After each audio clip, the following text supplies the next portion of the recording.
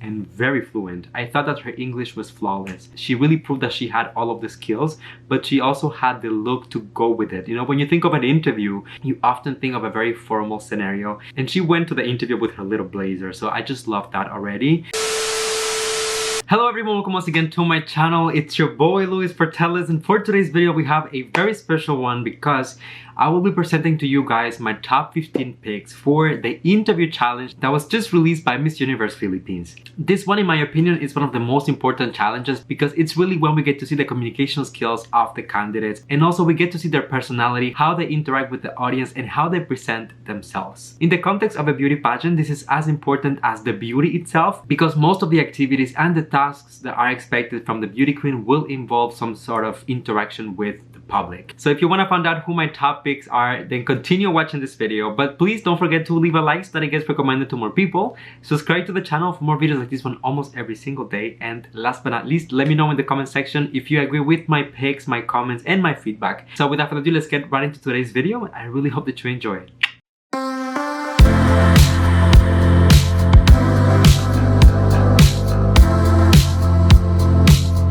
So number 15 on my list, we have the Dai Dakornikona representing Davao del Sur, and this is honestly not a surprise at all because if we remember from last year, Daida was one of the strongest communicators. Of course, that also translated in this year's edition of the interview challenge, and if anything, I feel like her communication skills and presentation skills have improved over time, so there was absolutely no way that I wouldn't include her within my top picks for this particular one. Number 14, we have Annabelle McDonald representing Misamis Oriental, and I know that a lot of you guys are gonna think that maybe number 14 is not high enough for Annabelle since she is kind of used at this point to be considered a front runner. What I will say about Annabelle is that I really liked her presentation. I mean, like, she had really very nice things to say. She was able to answer the questions and justify them accordingly. I just have a little bit of an issue with the way that she presents herself. I feel like she needs to be a little bit more animated, whether give us more facial expressions, maybe body language when she's explaining something, because her answers have a lot of substance. You can really feel like she knows what she's talking about. She makes sense. So it's definitely not a problem of substance. It's just the delivery, the way that she will talk to the audience. I don't feel like it's connecting enough to the degree that is expected of a beauty queen, at least. But of course, that's just a little feedback for her. When I look at the answer and the interview as a whole, it was still very consistent, and that's why she still made it within my top 15, right? Number 13, we have Dorothy Chameleon representing Iloilo City. Really no surprise here because Dorothy has been consistent since day one, and I already knew she had the communication skills. She was one of the highlights of the press conference that was released just a while ago. So going into this challenge, I had a high expectation of her, and I think that she delivered. As usual, very relatable. Communication skills immaculate. The way that she presents herself is very cohesive when you look at all of her challenges. So if anyone within this competition so far has mastered the art of having a brand, I feel like that will be Dorothy, because it doesn't matter which challenge I'm looking at, I can recognize her and I can see her footprint. Number 12 on the list, we have a candidate that I haven't talked too much about on this channel, but that I'm definitely happy to see that she did so well during this particular challenge. I'm talking of Zenith Can representing Isabella. Zenith is a very smart girl. I know her firsthand because I already had the opportunity to interview her back in the day when she was competing for Miss Philippines Earth. And let me tell you, this girl is full of knowledge and full of substance. So I was really happy and excited to see her do so well during the interview. I feel like her personality is very likable and she expresses herself in a very efficient, clear, relatable way that is necessary for the job that she's applying for. What I like the most about her is that it doesn't matter what type of question you give her, whether it's political, whether it's controversial, whether it's just something about herself. Zenith is always able to find the right balance to really express the way that she feels while also validating everyone's feelings. So even for the question about the politician and the president, I feel like she was able to express what she wanted, what she expected from a president without being polarizing. And within the context of this particular challenge, I think that that is the best approach. Number 11 on the list, we have Genesis Latuca representing for Baguio. This girl has been standing out. She has been so consistent all throughout the challenge. I think that there is not a single topics, the video that I made, that she was not in those videos. So I'm not surprised to see her once again. The highlight of the video was really that she comes across as being so authentic. And she also does that while having a lot of conviction when she speaks. Her delivery overall just feels like very real, and I honestly loved the inclusive speech that she had within her segment, talking about the LGBTQ community and how she loves to be around them. So I feel like that's a good thing, you know, to bring new ideas and new concepts that, of course, we talked a lot about that in last year's edition, but it's always a good thing to keep going the topics and the subjects and bring them back just to kind of incorporate them in the mentality of the society. Same thing for the political answers. She expressed herself in a way that just felt very true to who she is, and I don't think that she was trying to sugarcoat it or be diplomatic. She was just being honest while also staying neutral and acknowledging everyone's sentiment. So now we're gonna get into the top 10, and this is when things get a little bit interesting because we have a few candidates that I have never actually talked about on the channel or even covered here. And the first one on the 10th position of my list is Sashi Shiesa from Lapu-Lapu City. Honestly, if I had to describe her entire interview with one word, that will be impressive. I'm really in awe of her communication skills and how efficient she was to not only deliver a very clear message, but also be very likable and relatable while doing so. I loved her story about her filmmaking background, me being a film studies graduate myself, so definitely already I connected with her on that level. And the fact that she wanted to use her art and her craft to amplify Filipino voices and tell their stories, especially women, I just thought that that was such a different approach to storytelling that usually we don't get to see as much within pageants, so that made her so interesting already for me. I also loved her look, her confidence, the way that she structured her answers, everything. Number 9 on the list, we have Michelle D from Makati. And oh my god, I feel like the gods of pageantry really heard my wishes. Because I was telling you just in my previous video that Michelle was doing everything perfectly, although I didn't feel like I knew her just yet because I didn't have an opportunity to see her speak publicly. And there we go with the interview challenge. Honestly, she sounds a little bit different than what I was expecting because she has such a fierce, edgy look, but her delivery and her presentation is very soft, very eloquent, very delicate.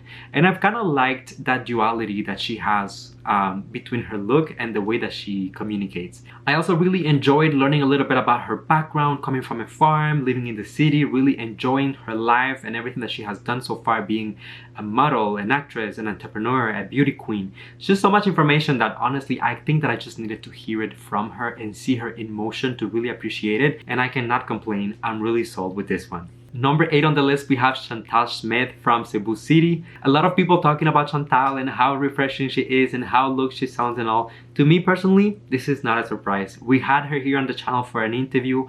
I saw the potential, I saw what she's capable of, and I feel like rightfully so, she deserves her spot within the top 10. The highlight of it all for me is how honest Chantal is when she talks, especially when she's talking about subjects that can be very heavy, such as mental health, depression, dealing with all of those issues, and really finding a balance between all of it. And she's able to really stay approachable and relatable while also maintaining excellent communication skills. At no point she comes across like she's trying to preach. If anything, she's just trying to share her experience and allow people to feed from that, to learn from her own mistakes and the things that have helped her over the years. So there you go, nothing to criticize. Proud of you, Chantal. Number 7, we have Ideal Giginto from Bulacan. And oh my god, honestly, I didn't see her coming. I feel like for most challenges, she was maybe within one of my previous topics list for the entire competition so far. So having her here was a very refreshing and positive surprise. She came across as being extremely educated, experienced, and very fluent. I thought that her English was flawless. She really proved that she had all of the skills, but she also had the look to go with it. You know, when you think of an interview, you often think of a very formal scenario, and she went to the interview with her little blazer. So I just loved that already. Everything that she had to say made absolute sense, but at the same time, what I liked the most is that she was such a natural at it. When I was listening to her, I didn't feel like she was just giving me like a pageant patty answer, or like she was trying to preach, or like she was trying to just throw like smart words together to, you know, come up with something that looks interesting. It almost felt as if I was just talking to a friend. So once again, keeping in mind that this is an interview, but for the role of a beauty queen, I think that she really excelled. So I cannot complain about anything that she had to say. Number 6 on the list, we have Celeste Cortesi from Pasay. And to a lot of people, Celeste's interview challenge comes across as being a surprise. Because of course, not everyone has seen what she's capable of or how she has evolved over time.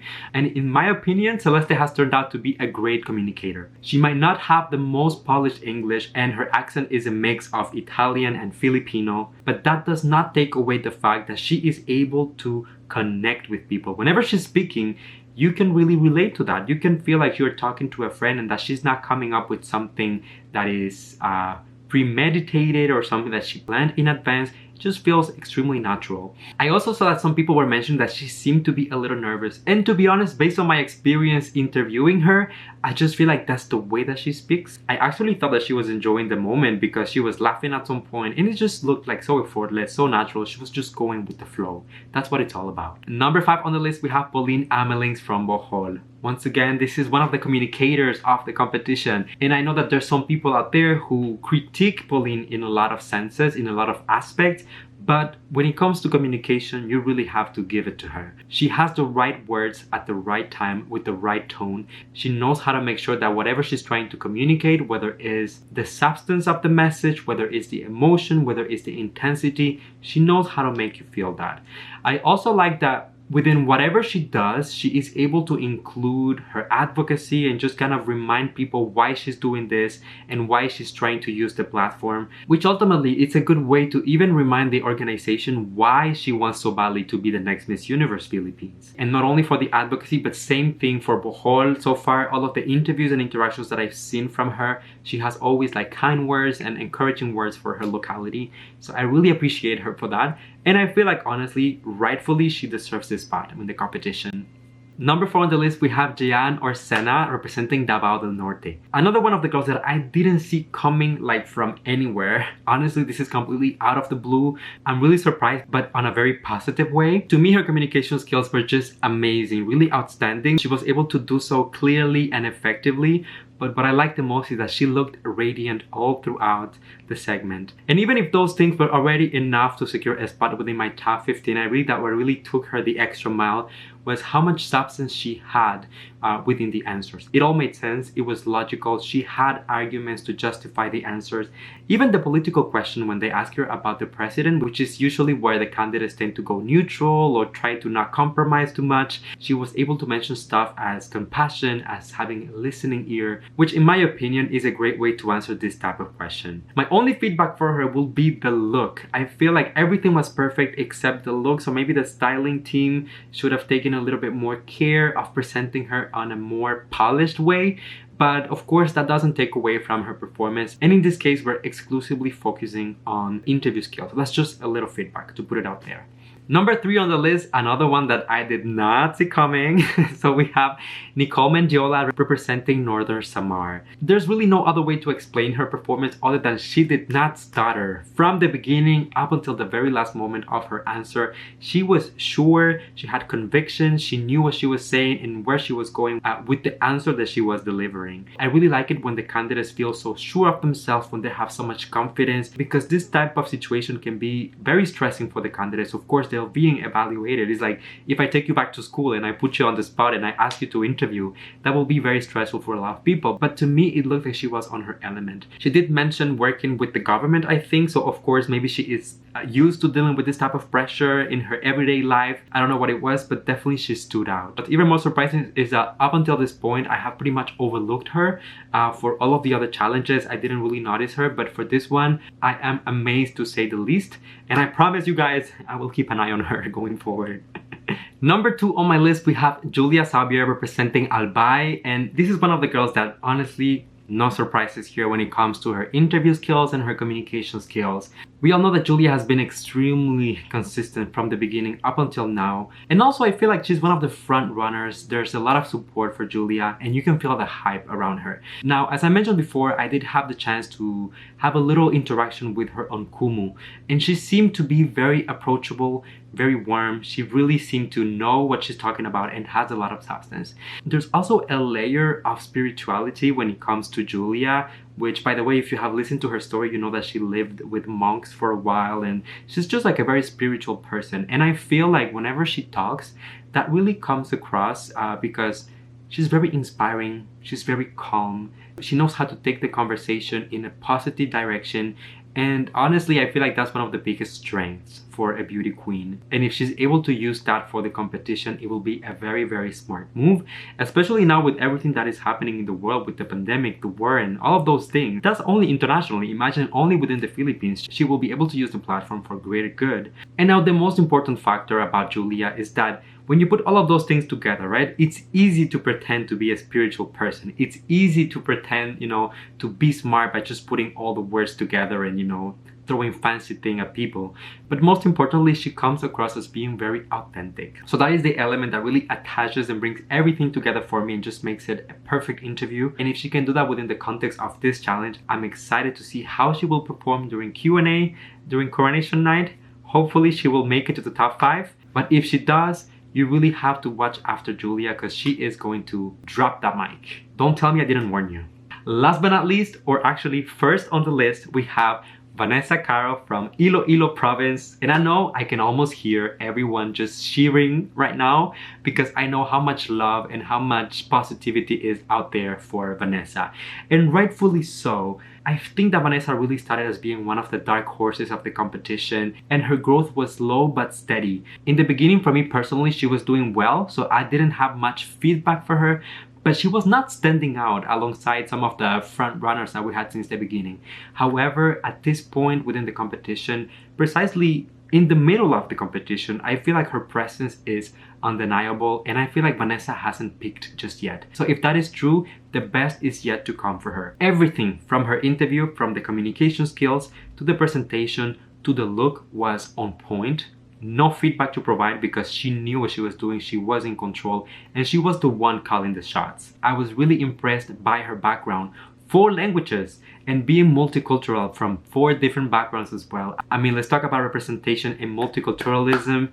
This is it. I particularly enjoyed her political answer about the president saying that things such as being transparent, humility, and the well-being of people are things that the president must have, in mind at all times. I also like that she went even further than just giving us objectives, and she said that she expected the president to have a post-pandemic plan and also a progressive plan for the economy in the Philippines. Girl knows what she's talking about. Last but not least, we have to give her props for being so likable, so relatable, and still seems so professional at the end of it. That, my friends, is the essence of a great interview. So there you go, everyone. Those were my top 15 picks for the interview challenge. Particularly, I know that there were a lot of amazing candidates as well. Of course, I couldn't cover everyone because I would just be talking here for hours, but I am interested to hear your take on it. So let me know in the comment section if you agree with my picks and my feedback, or if you would add anyone else and why. And while you're at it, don't forget to leave a like on my videos, that it gets recommended to more people. Subscribe to the channel for more videos like this one almost every single day. And last but not least, come here and give me a hug. That's a little tradition on the channel. You know that I love you, that I appreciate you. Thank you for coming and spending a few moments of a good day here with me. And until I see you next time, please stay safe, be kind to one another, sending you all my love, all my kisses, and I'll see you on the next one. Bye.